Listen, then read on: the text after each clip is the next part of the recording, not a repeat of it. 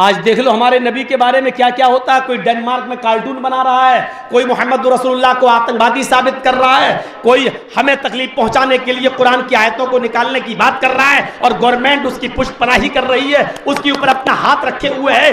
دیکھو آج ہمیں کتنی گالیاں دی جا رہی ہیں, ہمارے نبی کو کیا کیا کہا جا رہا ہے, لیکن ہمارا اسلام کیا کہتا ہے, ہمارا قرآن کیا کہہ رہا ہے. وَلَا تَسُبُّوا الَّذِينَ يَدْعُونَ مِن دُونِ اللَّهِ, تم ان کو گالی مت دو جو اللہ کے علاوہ غیروں کی عبادت کرتے ہیں, ان کے بزرگوں کو تم برا مت کہو.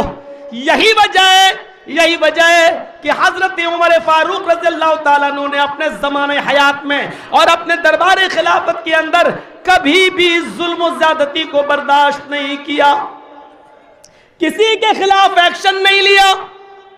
جب یروشلم کی طرف جانا شروع کر دیا, یروشلم کی طرف جب جانا شروع کیا, حضرت عمر فاروق اپنے ساتھیوں کو لے کے جب یروشلم جا رہے تھے تو وہاں کے عیسائیوں کے ساتھ, یروشلم کے عیسائیوں کے ساتھ حضرت عمر فاروق کی ایک میٹنگ ہوتی ہے, اور اس میٹنگ میں یہ طے ہوتا ہے. سنیے, دوسروں کے مذہب کی عزت دیکھیے کیا. حضرت عمر فاروق ان کے ساتھ میٹنگ کرتے ہیں عیسائیوں کے ساتھ. اس میٹنگ میں یہ طے ہوتا ہے کوئی بھی مسلمان کسی عیسائی کو بیجا قتل نہیں کرے گا. لکھ لو, کوئی بھی مسلمان کسی بھی عیسائی کو ناجائز نہیں ستائے گا. لکھو, کوئی بھی مسلمان کسی عیسائی کے جان اور مال پر حملہ نہیں کرے گا, اس کے مال و دولت پر قبضہ نہیں کرے گا. یہ سمجھوتا بھی ہوتا ہے. پھر ایک اور سمجھوتا ہوتا ہے کہ کوئی بھی مسلمان کسی بھی عیسائی کی عبادت گاہ پر قبضہ نہیں کرے گا اور ان کو ان کی عبادت سے نہیں روکے گا, ان کو ان کی عبادت سے نہیں روکے گا. لہذا ان سمجھوتوں پر دستخط ہو جاتے ہیں کہ لو ہماری طرف سے تم کو پروانے نجات مل گیا ہے.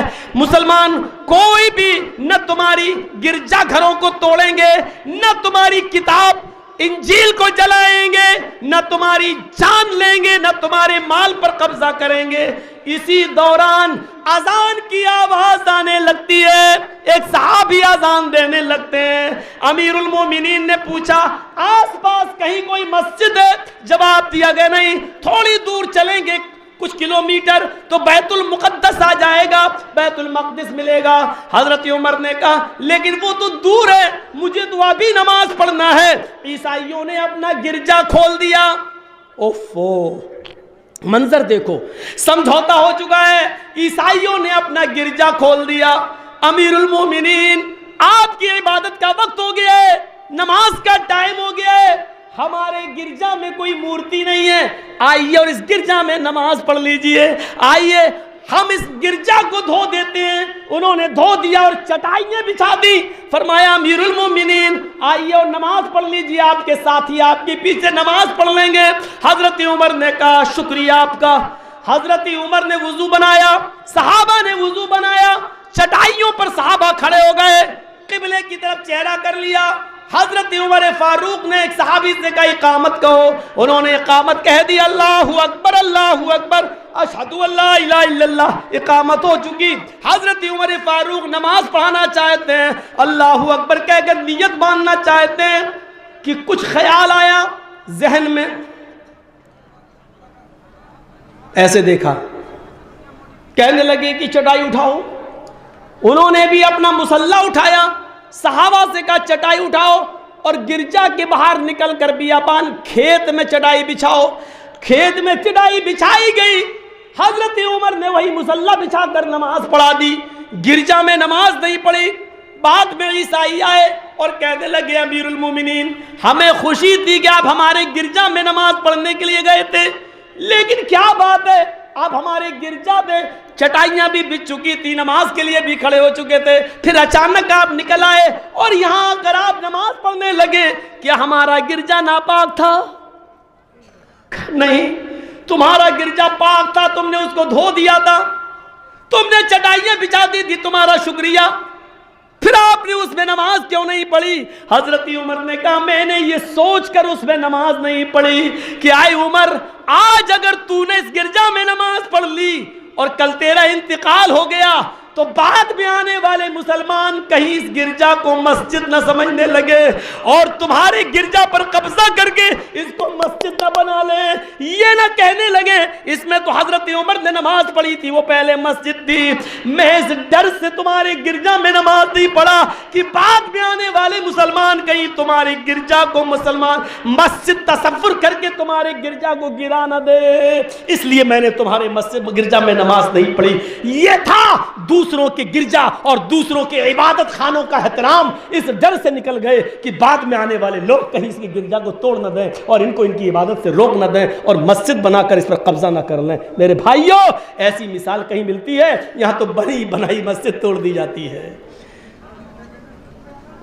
1949 تک جس مسجد پہ نماز پڑھی گئی ہو اس مسجد کے خلاف فیصلہ آتا ہے کہ اس کے بدلے 5 ایکڑ زمین دوسرے کو دے دو۔ پتہ نہیں یہ بیچارہ جج کہاں سے پڑھ کے آیا تھا اور کون سی اسکول سے اس کو جج کی سب کا سرٹیفکیٹ ملا تھا۔ جس منصف نے بیچ ڈالے ہوں ضمیر و قلم، جس منصف نے بیچ ڈالے ہوں ضمیر و قلم، بھلا اس منصف سے انصاف کی فریاد کون کرے گا؟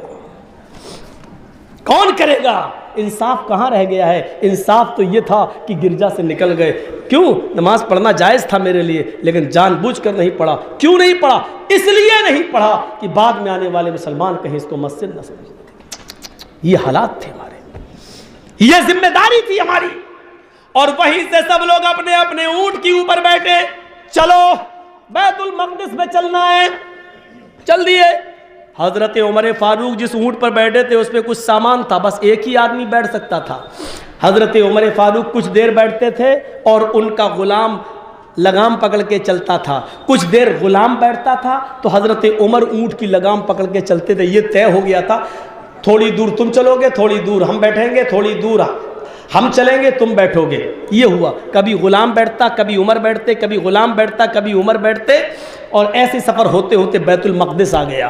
بیت المقدس جب آیا، سوچو اتنا دور رہ گیا ہوگا جیسے یہ اور آپ کی وہ گاڑی ادھر جو کھڑی ہوئی ہے 4 ویلر، وہ اتنی دور کا تقریباً 300-400 میٹر کا فاصلہ، 300 میٹر کا فاصلہ رہ گیا ہوگا۔ تو باری آ گئی حضرت عمر فاروق کے لگام پکڑنے کی، اونٹ کی لگام پکڑنے کی، اور حضرت عمر فاروق کے غلام کے بیٹھنے کی باری آ گئی اونٹ پر۔ غلام کہنے لگا، امیر المومنین آپ لگام پکڑیں گے اونٹ کی؟ باری آپ کی ہے لگام پکڑنے کی، لیکن میں آپ کا غلام ہوں، لگام میں پکڑتا ہوں کیونکہ بیت المقدس آ گیا ہے، لوگ کھڑے ہیں آپ کے استقبال کے لیے، اگر لگام پکڑا ہوا آپ کو دیکھیں گے تو جنازہ نکل جائے گا عزت کا۔ امیر المومنین، سارے اسلامی شہروں کا امیر، اور اونٹ کی لگام پکڑے اور غلام بیٹھا ہوا ہے، نہیں نہیں ہم یہ بے عزتی نہیں ہونے دیں گے، آپ اونٹ پر بیٹھ جائیے، اب تھوڑی دور رہ گیا، میں پیدل لے کے چلتا ہوں، آپ کو لے کے چلتا ہوں۔ حضرت عمر فاروق نے کہا، واہ، انصاف کا مرڈر کرنے کے لیے میں ہی ملا تھا، انصاف کا خون کرنے کے لیے میں ہی ملا تھا، تم بیٹھو اونٹ پر، تمہاری باری آئی بیٹھنے کی۔ کہا غلام نے، امیر المومنین بیٹھنے کی باری میری ہے لیکن میں بیٹھوں گا نہیں، آپ بیٹھیے، میں اپنی باری خوشی سے آپ کو دے رہا ہوں۔ نہیں، تم دے رہے ہو، میں نہیں لے رہا ہوں، بیٹھو تم۔ اب غلام کیسے نہیں مانے گا عمر فاروق کی بات؟ بیٹھو، تمہاری باری آئی، بیٹھو، میں نہیں دیتا ہوں اپنی باری، چلو بیٹھو۔ غلام کو اونٹ کے اوپر بٹھا دیا اور حضرت عمر فاروق نے لگام پکڑ لی، لگام، اور چلنے لگے۔ یہی واقعہ دیکھا تھا مہاتما گاندھی نے تو کہا تھا کہ عمر فاروق کا قانون نافذ کر دو، دیش کے اندر خون خرابہ بند ہو جائے۔ غیروں نے پڑھا اسلام، سمجھ گئے۔ دیکھ رہا ہوں اتر پردیش کے اندر کیا ہو رہا ہے۔ الہ آباد میں ایک عورت نے ڈی ایم کو اپلیکیشن دیا ہے، ایک عورت نے، کہ 5:30 بجے کے قریب اذان ہوتی ہے، مسجد کے لاؤڈ اسپیکر سے ہماری نیند کھل جاتی ہے، پھر ہمیں نیند نہیں آتی ہے، پھر ہمارے سر میں درد ہوتا ہے اور پھر میں ٹینشن میں رہتی ہوں۔ قانون اپنی جگہ پر ہے، 10 بجے سے لے کے 6 بجے تک لاؤڈ اسپیکر بند رہنے کی سپریم کورٹ کا آرڈر ہے، قانون میں ہم کچھ دخل اندازی نہیں دے رہے ہیں، یہ سب کے لیے ہے، قانون اپنا کام کر رہا ہے، مجھے کسی اس پر آبجیکشن نہیں لگانا ہے، لیکن صرف بتانا اتنا ہے کہ دیکھیے وہ ایک ہندو عورت کیا کہہ رہی ہے کہ 5:30 بجے کے قریب اذان کی آواز آتی ہے اور میری نیند کھل جاتی ہے۔ ایک ہندو عورت اذان کی آواز سن کر اس کی آنکھ کھل جاتی ہے، اور مسلمان اذان کی آواز سن کر گھوڑے کا بیچ کے سوتا ہے، لگتا ہے جیسے مچھلیاں بیچ کے آیا ہوا ہے۔ تم سے اچھی وہ ہندو عورتیں ہیں جن کی اذان کی آواز سن کے کم سے کم آنکھ تو کھل جاتی ہے، نماز نہیں پڑھتی الگ بات ہے، لیکن آنکھ تو کھل جاتی ہے کم سے کم۔ یہاں تو آنکھ ہی نہیں کھلتی ہے، بے شرمی کی حد ہو گئی ہماری، آنکھ ہی نہیں کھلتی ہے۔ اس عورت نے پوری دنیا کے مسلمانوں کو سوچنے پر مجبور کر دیا ہے کہ تمہاری اذان کی آواز سن کر ہم تو اڑ سکتے ہیں، لیکن تم اتنے بے شرم ہو کہ تمہاری آنکھ تک نہیں کھلتی۔ یہ بیچارے نکلیں گے جو اپنی نیند کی قربانی نہ دے سکے، وہ جلوس نکال لیں، اس کو سزا دو، قرآن کی آیتیں نکلواتا ہے، اس کو مارو۔ ان کا محبت دیکھو، جو اپنی چادر اپنے اوپر سے ہٹا کر مسجد میں نہ جا سکے، وہ بیچارہ کہہ رہا ہے کہ اس کو پھانسی دو، پھانسی دو، اور جو فجر میں سوتا رہے اس کو کیا کرو؟ گلے لگاؤ، اس کو گلے لگاؤ۔ حضرت عمر فاروق کے دور خلافت میں ایک شخص کی فجر کی نماز کی 1 رکعت چھوٹ گئی تھی بس۔ حضرت عمر نماز پڑھا رہے تھے تو وہ دیر سے آیا، امیر المومنین نے جب سلام پھیرا تو اس کی 1 رکعت چھوٹ گئی تھی، اس نے پوری کر دی۔ 1 رکعت چھوٹی تھی فجر کی، پوری کی۔ حضرت عمر نے CID سے کہا، اپنی خفیہ پولیس سے، جس کی 1 رکعت چھوٹ گئی اس کا نام نوٹ کرو تو ڈائری پہ۔ کہا کیا بات کر رہے ہو؟ کہ ہاں۔ کہا نہیں وہ روز آتا ہے، آج پیشاب پائخانے میں دیر ہو گئی ہوگی۔ کہ اللہ کرے کہ وہی ہو جو تم کہہ رہے ہو، لیکن مجھے ڈر لگ رہا ہے کہیں اس کے اندر منافقت تو نہیں آ گئی ہے۔ اگر منافقت آئی ہوگی تو کل بھی دیر سے آئے گا اور پرسوں بھی دیر سے آئے گا۔ آج دیر سے آیا، میں کچھ نہیں کہہ رہا ہوں، اگر یہ 3 دن مسجد میں دیر سے آیا تو میں اس کو وہ سزا دوں گا جو مرتد کو سزا دیتا ہوں، داہنا ہاتھ کاٹتا ہوں بایاں پیر، یا بایاں ہاتھ کاٹتا ہوں تو دایاں پیر، میں اس کا وہی سزا دوں گا اگر اس نے 3 دن مسجد میں دیر سے آیا۔ سوچئے، پیشاب و پائخانے میں گیا تھا، اذان کا جو موبائل کا زمانہ نہیں تھا، گھڑیوں کا زمانہ نہیں تھا، الارم کا زمانہ نہیں تھا، اس وقت حالات یہ دیکھیے، بیچارہ آیا، پیشاب پائخانے میں دیر ہو گئی ہوگی، چلا اور نماز پڑھنے 1 رکعت نکل گئی، بعد میں آیا تو جماعت میں شریک ہو گیا، حضرت عمر نے سلام پھیرا تو وہ 1 رکعت پوری کر لیا۔ 1 رکعت مل گئی تھی، صرف 1 رکعت چھوٹی تھی، تو حضرت عمر نے کہا اس کا نام نوٹ کرو، اور 3 دن دیر سے آئے گا تو میں اس کو مرتد والی سزا دوں گا۔ اور جو پورے ہفتے نماز نہ پڑھے، وہ فجر کی نماز جو پورے مہینے نہ پڑھے، جمعے کی نماز ہی تو ہم ہفتے ہفتے پڑھتے ہیں بس، لیکن فجر کی نماز تو ہمیں لگتا ہے مہینوں سے نہیں پڑھی ہوگی، جمعے کے دن بھی تو ہم فجر کی نماز میں نہیں پہنچ پاتے مسجد کے اندر فجر کی حضرت عمر نے کہا اس کا نام نوٹ کر لو۔ غور کرو میرے بھائیوں، غور کیجئے ہم کیسے لگ رہے ہیں۔ ایک وقت، ایک زندگی میں ایک ٹائم دیر سے آیا تو نام لکھ لیا گیا، اور ہم مسلمان ہیں۔ جب حضرت عمر فاروق نے اپنے غلام کو اونٹ کے اوپر بٹھا دیا اور اپنی لگام اونٹنی کی پکڑ لی اور لے کے چل دیے، آپ بھی سوچ رہے ہوں گے مولانا کہاں سے نکلے، کہاں پہنچے اور پھر وہیں آ گئے۔ اونٹنی کی لگام پکڑ کے جیسے ہی چلنے لگے، اور چلتے چلتے پھر بیت المقدس پہ آ گئے، تو وہاں کھڑے لوگ منظر دیکھ رہے تھے، یہود و نصارہ، وہ سمجھ رہے تھے کہ جو اونٹنی کے اوپر بیٹھا ہوا ہے وہی امیر المومنین ہے، وہی عمر ہے جس نے اتنی جلدی پوری دنیا کے اکثر حصوں پہ قبضہ کر لیا اور اس نے اسلام کو پھیلا دیا، جھنڈا اسلام کا لہرا دیا، بیت المقدس تک آ گیا۔ لیکن ان کا غلام اونٹنی کے اوپر بیٹھا ہے، وہ اتر کے آتا ہے بیت المقدس کے قریب، لوگ اس سے مصافحہ کرتے ہیں، سمجھ رہے ہیں کہ یہی امیر المومنین ہے۔ اس نے کہا مجھ سے مصافحہ کیوں کر رہے ہو؟ لوگوں نے کہا آپ کو دیکھنے کے لیے ہماری نگاہیں تھک گئی تھی، ہم آپ کو ایک جھلک دیکھنا چاہتے تھے، آپ امیر المومنین ہیں اس لیے آپ سے ملنا چاہتے تھے۔ ان کا غلام کہتا ہے نہیں، امیر المومنین میں نہیں ہوں، امیر المومنین وہ ہے جو اونٹنی کو بٹھا رہا ہے، اونٹنی کی لگام پکڑ کے اونٹ کو بٹھا رہا ہے اور اونٹنی کو صاف کر رہا ہے، اس کو سہلا رہا ہے، اور اس کے پاس پانی لے جا کر اس کو پانی پلا رہا ہے۔ لوگوں میں تو اس کا غلام ہوں، خادم ہوں، امیر المومنین تو یہ ہے ہماری اونٹنی پر بیٹھنے کی باری آ گئی تھی اور ان کے لگام پکڑنے کی باری آ گئی تھی. میں نے ان سے کہا تھا کہ میری باری آپ لے لو, آپ کی باری میں. انہوں نے منع کر دیا, فرمایا کہ نہیں, جب اللہ نے میری قسمت میں لگام پکڑنا ہی لکھا ہے تو میں اونٹنی پر کیوں بیٹھوں. تو انہوں نے لگام پکڑنا ہی بہتر سمجھا ہے, انہوں نے اپنا حق مجھے نہیں دیا. یہودیوں نے جب یہ منظر دیکھا سنا تو چیخ پڑے, اشہد ان لا الہ الا اللہ واشہد ان محمدا عبدہ ورسولہ. انسانیت کا اس سے بڑا سبق کیا ہوگا؟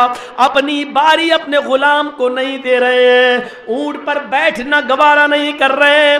میری باری جب لگام پکڑنے کی آئی ہے تو میں لگام پکڑ کے ہی چلوں گا, اونٹنی پر نہیں بیٹھوں گا. اونٹنی کی لگام پکڑ کے مسجد کے دروازے تک جانے میں بے عزتی نہیں ہے, اور ہے تو بنی رہے.